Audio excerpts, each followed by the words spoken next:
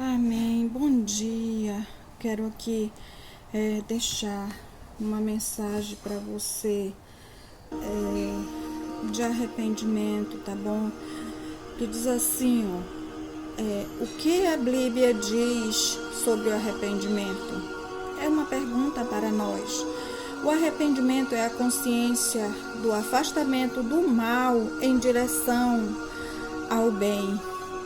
O conceito de voltar-se para Deus ou afastar-se do mal é o mais significativo na religião cristã. Então, eu quero enfatizar aqui um ato de amor que Deus, ele não diz em Bíblia nenhuma, em livro nenhum, que ele é católico, que ele é evangélico, que ele é adventista, que ele é A, B. Não, ele diz que ele é amor e que ele é justiça. Então, meu querido ouvinte, amigo da palavra de Deus, a apostasia ocorre quando uma pessoa se afasta de Deus. Ezequiel mencionou três vezes o chamado de Deus para o povo de Israel. Confissão, afasta-se para afastarem de seus deuses estranhos, abstenhar-se de todas as suas práticas abomináveis, confissão, abstenhar-se de todas as suas transgressões, retornar para a consciência sã, para a bondade, abstenha-se de seus maus caminhos. Este tipo de apelo era típico dos profetas, né? Os versículos de arrependimento, o arrependimento é um pré-requisito necessário, mas não suficiente para a salvação. O arrependimento é motivo principalmente pela bondade de Deus, pelo amor divino, pelo desejo urgente de salvação. Um desejo que Deus tem de salvar os pecadores, né? Pela consciência inevitável do pecado, pelas exigências universais do Evangelho e pela esperança de vida espiritual. Tá, gente? Nós temos que ter uma vida espiritual e de participação no reino dos céus. O arrependimento nos ensina a cultivar a retidão, eliminando ao mesmo tempo os comportamentos pecaminosos. Ajudem-se com estes versículos bíblicos sobre o arrependimento, né? Então, a palavra de Deus lá em Atos 17, capítulo 30, diz assim: mas Deus, não levando em conta os tempos da ignorância, manda agora que todos os homens em todo lugar se arrependam, né? 2 Crônicas 7, 14. E se o meu povo, que se chama pelo meu nome, se humilhar, orar e buscar a minha face e se desviar dos seus maus caminhos, então eu ouvirei dos céus e perdoarei os seus pecados e sararei a sua terra. Ou seja, quando a pessoa peca, automaticamente ela começa a adoecer. Ela começa a adoecer primeiro na alma, no espírito, depois representa no mundo físico, na matéria, né? Que a doença, uns ficam com câncer, outros vêm AIDS, outros vêm... E sucessivamente. Isso aí é muito relativo, né? Não tem pessoas que Jesus diz assim: olha, a tua fé te salvou, vai, não peques mais, né? Atos 3:19, arrependei-vos, pois, e convertei-vos para que sejam apagados vossos pecados, de sorte que venha os tempos de refrigério da presença do Senhor.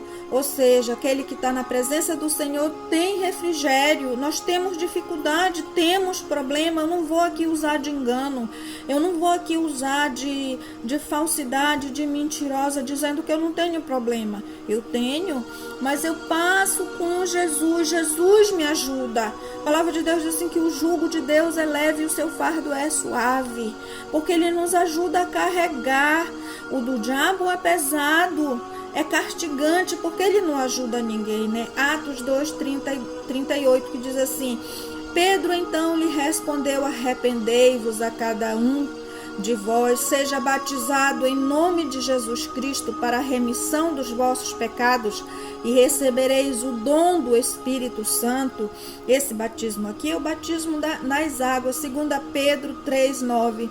E o Senhor não retarda a sua promessa, ainda que alguns os tenham por tardia, porém é longânimo para convosco, não querendo que ninguém se perca, senão que todos venham a se arrepender-se, né? Então Jesus está esperando. Quanto tempo Jesus me esperou, né?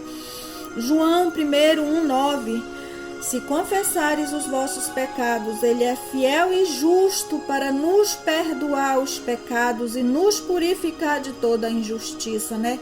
Olha que lindo, olha que magnificante esta palavra. Ele é fiel para nos perdoar. Mateus 4:17. Desde então começou Jesus a pregar e a dizer: arrependei-vos, porque é chegado o reino dos céus. Olha, Jesus pregou: o reino dos céus está às portas. Deuteronômio 4:29 ao 31. Mas de lá buscarás o Senhor teu Deus, e os acharás quando os buscares de todo o teu coração e de toda a tua alma, quando estiveres em angústia e todas essas coisas te lançarem, então nos últimos dias voltará para o Senhor teu Deus e ouvirás a sua voz, porquanto o Senhor Deus é Deus, misericordioso, e não te desamparará, nem te destruirá, nem se esquecerá do pacto que jurou a teus pais. Ou seja, Deus tem um pacto com nossos pais, com Jacó, com Abraão, e conosco. Quando nós confessamos os nossos pecados, dissemos assim: ó Senhor, me perdoa por esse pecado. Conte o seu pecado para Jesus, a sua angústia, o seu sofrimento. Jó 42:6. Pelo que me abomino e me arrependo no pó e na cinza. Quem disse isso foi o nosso irmão Jó, né? Ele estava numa grande luta. Apocalipse 2:21 e 22. E dei-lhe tempo para que se arrependesse, e ela não quer se arrepender-se da sua prostituição. Eis que o lanço num leito de dores e numa grande tribulação os que cometem adultério com ela, e se não se arrependerem das obras dela. Isso aqui a palavra de Deus está se referindo a Jezebel, né, que ela levava os profetas de Deus para a prostituição. Isso era muito desagradável aos olhos do Senhor. Salmo 51:1-4. Compadece-te de mim, ó Deus, segundo a tua benignidade. Apaga as minhas transgressões segundo a multidão das tuas misericórdias. Lava-me completamente da minha iniquidade e purifica-me do meu pecado, pois eu conheço as minhas transgressões e o meu pecado está sempre diante de mim. Contra ti somente pequei e fiz o que é mal diante dos teus olhos, de sorte que és justificado em falares e inculpável em julgares, né? Então, era o pecado dele. Quando a gente peca contra a nossa própria pessoa, contra o nosso próprio corpo, nós estamos pecando contra Deus. Que diz assim, 2 Pedro 3:8, mas vós, amados, não ignoreis uma coisa, que um dia para o Senhor é como 1000 anos, e 1000 anos é como um dia. Gente, isso aqui é muito profundo, tá? Outro dia tem muito mais, olha, versículos aqui da palavra. Jeremias 31:18-20. Bem ouvi e que Efraim se queixava, dizendo: castigaste-me, e fui castigado, fui movilho ainda não domado, restaurou-me para que eu seja restaurado, pois tu és o Senhor meu Deus. Na verdade, depois que me desviei, arrependei-me, e depois que fui instruído, bati na minha coxa, fiquei confundido e envergonhado, porque suportei o opróbrio da minha mocidade.